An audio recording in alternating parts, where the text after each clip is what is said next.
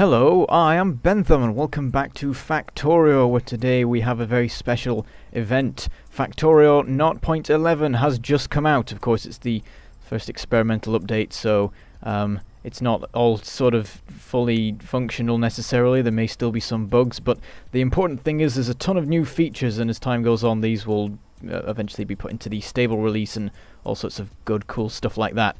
So let's just start with what's right in front of you. The player. Look, it's changed completely. Previously the guy was in like a full suit and you couldn't really see much about him. Now there's more detail and also more interesting stuff.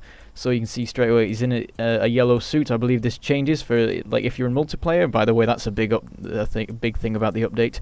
In multiplayer, people have different colors, and so the colors of the suit will change. But we'll just describe this one that we have in front of us. It's got yellow to it, a bit of sort of grey. Got a hard hat on. You can see a light on it. He's got a face now. You can't really see it in much detail, but I believe there's like a proper high definition version somewhere on the website that shows you what he looks like when he's not in this sort of pixelated form. You see he's got this backpack with all sorts of tools and metal bits and so on and so forth. And also, well, I'll show you the running animation as well. This is what he looks like. There's a lot of arm movement going on and stuff like that. I'll say that I'm not too sure about this at the moment, because, for example, his body stays completely still pretty much while he walks, he runs, while the rest of him sort of moves around a lot. I feel like there needs to be a bit more sort of movement going on with that, but it's better than before, so, you know, let's not fault them for that.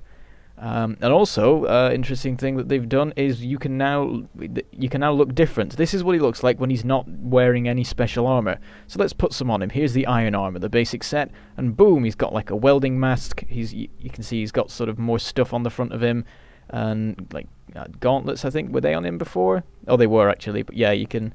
If I just sort of flick between, you can see the differences. He sort of bulks up a lot, and there's a lot more to him, and of course he's now more defended. If you put the heavy armor on, then it doesn't actually change. So there's a texture for nothing, there's a texture for standard armor, and then there's a texture for power suit. So we'll stick on the basic modular armor next, and there you go. You can see it's very bulky now. It looks like he's got some sort of gas mask on the front of him. His backpack is a proper backpack now, and it looks even like that might be armored, to be honest, but it's got the same color as his armor now. You can see big shoulder plates, big armory stuff to that. So yeah, there's a big jump up between that and the basic. And then if you put on the power suit 1, that's the same, and you put on the power suit 2, that is also the same. And we'll leave those off so you can see him with his nice happy face. Well, you can't see if it's happy at all, you can just see it's a face, to be honest. He's constantly looking from left to right. I wonder if that's going to get annoying after a while. I've already forgotten the animations of the old player, to be honest. He probably did stuff like that, but with this one it's sort of more noticeable. You pay more attention to the character himself, which is nice. So anyway, let's move on to the next thing. Over here we have some tanks. Oh yes, tanks. So yeah, I've got a car for comparison here. You can see they're quite a bit bigger. This is the back view, the side view, and the front view. So yeah, it's a tank. We'll hop into this one and show you something. So you may have noticed when I hopped into this, there was a little color change. It's a bit more yellow. Let's get into. We'll just rotate into position next to this one, so you can see there is a difference in color. This has a yellow tint to it, and the reason is that I am the yellow player. So if a player has a different armor color and they were to hop into a tank, the tank would take on their armor color. So that's a way of sort of identifying players even when they're inside tanks, because I don't think you have names above them as such. Maybe you do, actually, I'm not sure. That was the thing. You know, let's talk about the multiplayer right now. So here's the thing that happened. It came out and the multiplayer appears to work. The only thing is they left in a particular debugging tool, which means that every 20 seconds there's a desync, so you basically can't play the multiplayer. This was a complete accident because that was just in for some testing purposes, and they didn't realize that they left it in. They're gonna hotfix it. By the time this video is out, it will probably be hotfixed, to be honest, and will be in 0.11.1. But that's just a thing to say, and that is one of the reasons that I'm not going to be able to show you multiplayer in this video. Another thing is that at the moment I don't have a second computer with Factorio on it available to me, so I wasn't able to actually try and set up a network anyway. What I did try and do was start 2 instances of Factorio on the computer and connect them together, but I believe that doesn't work because it uses the same, it's the same game connecting to itself, and it knows, and so it errors instead, or it doesn't let you. Basically, I just couldn't show you. So even the 20 seconds that you can get, you're not going to see.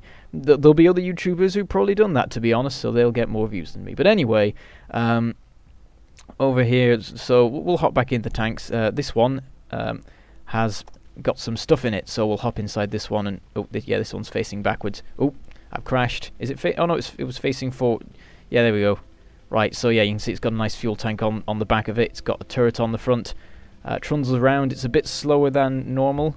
You can see it took some damage there, but it did hit another tank to do that, and if you look, the health is still at 1,000. This thing takes a beating, let me tell you. Let's go over this way. There are some trees here, I believe. So you know how the car gets like demolished if it drives into the middle of a forest? Nope. This one just smashes straight through everything. Look at this. Let's look at the damage on it right now. Oh, it's taken 4 damage out of 1,000. Yeah, this thing is pretty durable. You're not going to have much trouble getting through forests with this thing. So, yeah, you can just go mental and just destroy everything. You can crash through like objects as well. Ooh, here's a pole of, yeah, there we go. That's gone. We didn't need that anyway. It's daytime now. We don't need that light. So yeah, this thing is quite strong. It's a bit slow to stop there. I tried to stop and then like park up, but it took a bit longer to do that there. Okay, we'll hop out for a second. I just want to check. Yeah, the car has 20 health, though that has the things have changed with that now. You see, if the car crashes into a tree, oops, missed, it just stops.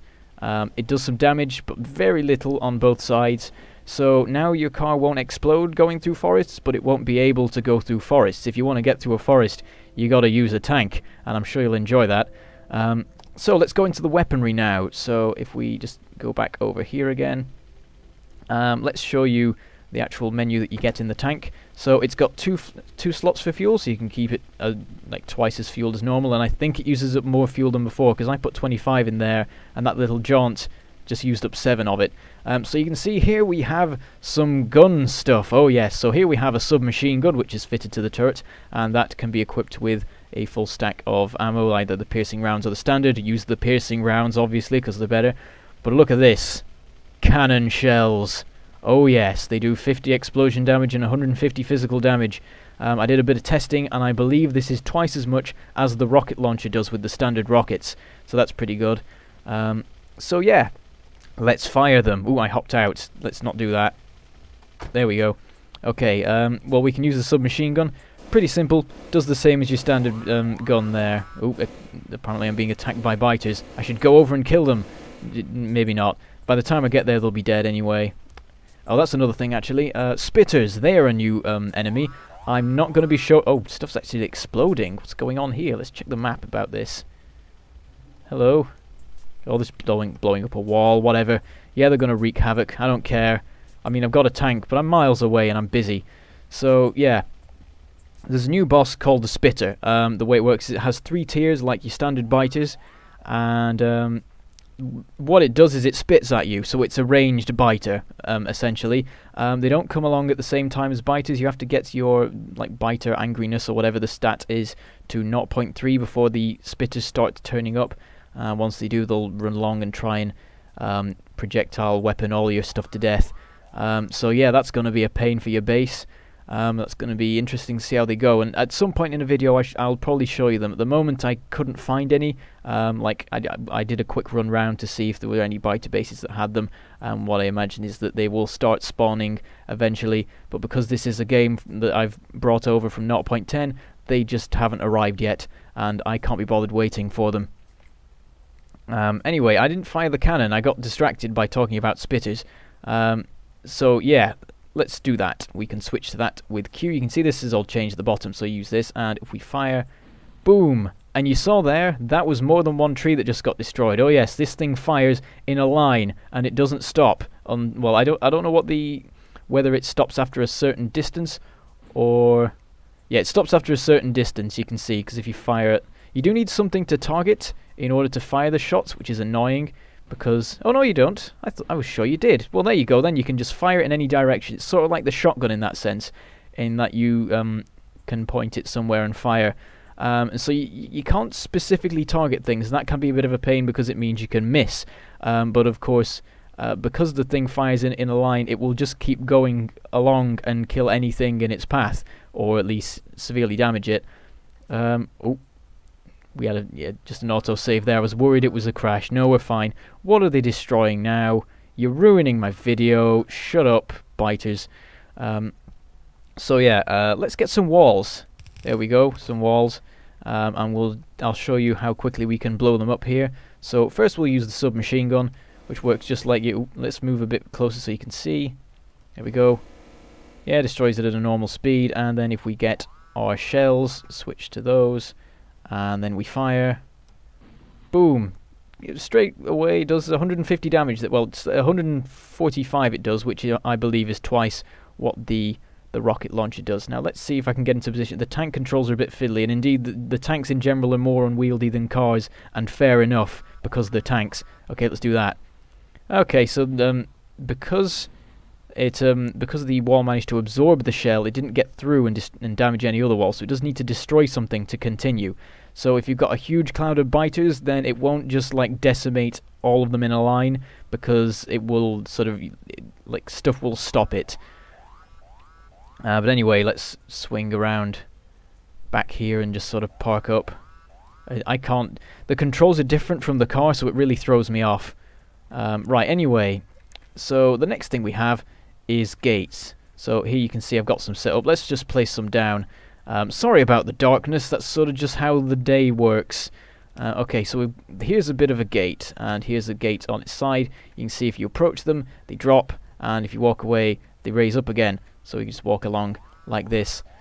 And let's get two of them. So there you go, you can connect them up like that. Walk up to them, and they now act as one gate. So if you approach one side, the whole thing opens. We can then put some walls on the end. You can see there's now green and red light, so it's green when it's open and red when it's shut. It's pretty simple. You can do that over here as well, because why not? And this is what it looks like at the two orientations that are possible. You can keep extending these. You can have ridiculously long walls. They make a louder noise when they open. And if we wander over to here, I've set up a like little demonstration here. So because these are all like in line, they act as one gate. So if we run along here, you can see these sort of have a ripple effect to them. As you get closer, they all open and shut. But this one here, because they're connected along a line, if you approach it, the entire thing goes at the same time. So that's a sort of a demonstration of how that works. There is another kind of gate you can have though. Let's get ourselves a piece of track here, and notice immediately that there's been a change to that, by the way. I'll go into that in a second. Let's just get a line of them here. Now it has to be a straight piece of track for this to work, but you can put some gates along here like so, and these all combine into one just like they did before. You can put some walls to cap the ends of these, and it all operates the same. If a train approaches, then it will open, and I believe if there's a potential for a train to pass over the gate, it will open in time. So you'll never have any trouble with trains crashing into gates. Though trouble you may have with crashing into gates while I'm on the subject. Let's get this car here, and we'll drive around here, and boom! Yes, we hit the wall. Well, the gate, as you may have seen there. No actual damage was caused to anything, I don't think, there, which is nice. But you can see that if you approach the gates fast, then they can't quite manage to open in time. So, for example, I've just put on a power suit, and it's equipped with a some of the exoskeleton things. I believe I have 3 of them on this. So if I run up, you can see. Well, you may have been able to see that I stopped for a second while the gate opened. And if I do it over here, oh, I got pushed sideways. I'm gonna have to make this wider. One moment. Let's do that. Okay, we've got some of them. Oh, it's still not worked. It's pushing me to the side, unfortunately. Ah, there we go. You got the effect there. So you can see that what happens is you sort of stop against the wall, but then while you're stopped, all the other ones open as well. So when you set off, you manage to do 3 at a time before you hit another one that is closed. So that's an interesting effect that has if you just have a bunch of gates in a row for whatever reason, as opposed to defend against biters. So yeah, if you're moving faster than normal, then you might find yourself bumping into the gates and having to stop for a second. And that may be annoying, but it sort of makes sense, because otherwise they have to do a lot more sort of calculations in-game to work out whether to open a gate for you or not, which would be annoying. So anyway, let's go back to these over here now. I've got that done. So we've run out of gates, actually. Let's just grab some from here. Doesn't take long to mine them, but of course it takes a bit to destroy them. What's the HP? It is 350 there, while a wall is also 350. So a gate is as good as a wall, basically, which is really convenient. Auto-saving there. Not as good as a tank, but actually better than a car. You can, like, walls and gates are more powerful than cars. But anyway, you may have spotted when I was actually placing the stuff here that I only placed it on one side, so you can see that the gate comes up on one side of the track. This is of course because tracks are 2 blocks wide, so you want to have 2 gates to cover that properly. So that's an interesting little thing to mention. So anyway, that's gates pretty much. So now I'll show you the stuff about tracks. Let's just steal some from here again, just so I have enough on me to do stuff. So if we plonk one of these down, you can see it's got ends on it, and these ends don't do anything. They're entirely like for the visuals of it. And the main reason I think for this is because of the problems people were having with knowing when the rails were connected or not. A good example is when people did this. Now, this time, this obviously is not connected, but well, actually no, I'm doing that wrong. It's like this. There we go. People were putting the rails together like this, and now it clearly is not right. But before, the only way you could spot it was because the rails didn't quite line up here. And what you're supposed to do is position them a bit further back like this. And then what you do is you get one of these straight pieces here, you plonk that down, and that fixes it all nicely. So you have your proper corner. And this basically means that people who are new to the game will have a better understanding of how to use the rails and put them together so that they are properly connected. And it just generally means that when you're building rail networks, you will spot where things aren't connected. And you can see this is what they look like on parts on various different orientations. There you go. So that's what the rails look like, and that's sort of all the stuff that I've got laid out here as a demonstration. But there's a few more things. So for example, let's go into research, because some things have happened here. So there are 3 new researches. The first one is stone walls. You now have to actually research stone walls before you can make them, which is just a bit of a balancing thing. It just takes 10 red science packs, so it's pretty simple. You can get this really early on in the game, and it will give you walls. And once you've done that, it unlocks the ability to get gates, which is the next new research. So this requires a bit more. You need 100 blue, 100 red, and 100 green science packs. You also need to have steel processing, military 2, and stone walls before you research this. And once you do that, you will get the ability to make the gate item. And then the final one is, of course, tanks. For this, you need military 3 and automobilism. And then it takes 20 of each of these kind of science packs, all the ones but alien, and that will give you the ability to craft the tank and the cannon shells, of course, which you need to make the cannon work. So let's just have a quick look at crafting recipes and things like that. So here are the cannon shells. For each one of these you need 4 steel plates, 2 plastic bars, and 1 explosive. So let's just start crafting them here. They're a little bit slow, but not too bad, so you can get like a stack made fairly quickly. But while this is happening, I can demonstrate a quick feat. Well, there you go, some flashing happened there when the cannon shells come up. I forget what was a feature already and what wasn't, but if I cancel this, you can see we get a bit of flashing. We get steel plates, explosives, and plastic bars flashing. So let's start that craft up again. And we'll just cancel one of them. And you can see when I do that, it makes those 3 items flash. And it's not just for crafting. This is whenever you get something into your inventory, that stuff flashes so you know what's just arrived. Because sometimes you put something into your inventory and you miss where it went in, and then you're not sure what it is or where it is, because, you know, the inventory's got a lot of stuff in it. So that flashing is just a little feature that's been added in to help you see what's going on. I guess that will probably apply to like chests and things like that as well, and the general useful things like that. Now let's see, what else do we have? So there's been some within the tweaks and things like that. Let me see, where is it? Solar panels. Remember how these took half a second to craft? Well, now they take 10, because that makes infinitely more sense than before. So now you actually have to wait a bit for some like solar panels to be made instead of them being done ridiculously quickly. And the same applies to accumulators. They now both take 10 seconds rather than half a second, so that's a 20 times increase, and that makes a lot more sense. That's just a bit of a balancing thing, and stuff like that. Now, what else was there in new features? I've forgotten if there's anything else.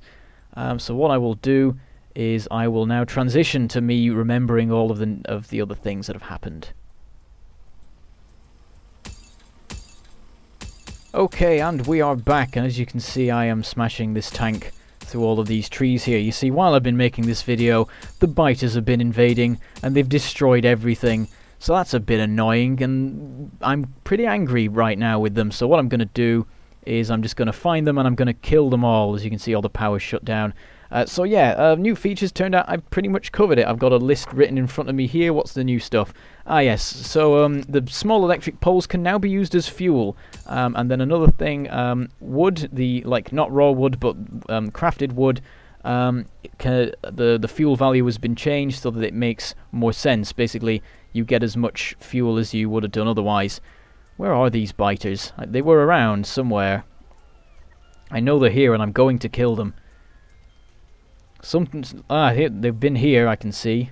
All of this coal stuff is destroyed. Come on, biters, where are you? Have you all been killed? Is that what's happened after all this? Look at all this stuff going on. Oh, the tank carried on running. I've just crashed into everything now. But yeah, that pretty much covers everything, I think. There's all sorts of sort of under-the-hood stuff, like a ton of bug fixes, which is surprising considering that this is a new release, but I guess they just, as time went on, found a few bugs around in the main game, and they've just decided to fix these as well. There's a ton of scripting stuff as well. I mean, I don't know anything about this stuff, but I had a look at the list, and it is insane. That list goes on for a very long time, to the extent where they think a lot of mods are going to be broken just because they put so much more mod support in that the mods will not be using it and will just die. Well, there is one more thing actually. If you go into multiplayer now, and you open the console, you can now use that to chat. So I believe you do /W for whisper, and then just talk for normal talking, and use /C to use the commands that the console used to be for, and I suppose still is. You can also use /help to learn interesting information. And that is pretty much it for what I can think of right now. Stuff will flash up on the screen if I forgot. Whoops, I blow my tank up. Oh no, I haven't. I thought I'd blown it up. No, it's just in the middle of this explosion in perfectly good condition. Let's crash into more stuff. You need a bit of speed to sort of get the damage done. But yeah, if there's any other features that I've forgotten, then they will flash up now on the screen or something. And I will be giving you updates on the future, like modifications to 0.11 and so on, and tell you how those things are going. I also intend to make a multiplayer video once that is a thing that works properly, and I have the equipment that I need to do it. And yeah, and I will also get some whatchamacallem spitters. I'll encounter some of those and I'll show off how they work and so on. And I'll probably blow them up with this tank. So yeah. I have been Bentham, and this has been me looking at the 0.11 update to Factorio. And I shall say goodbye. Thank you for watching, and I shall see you next time.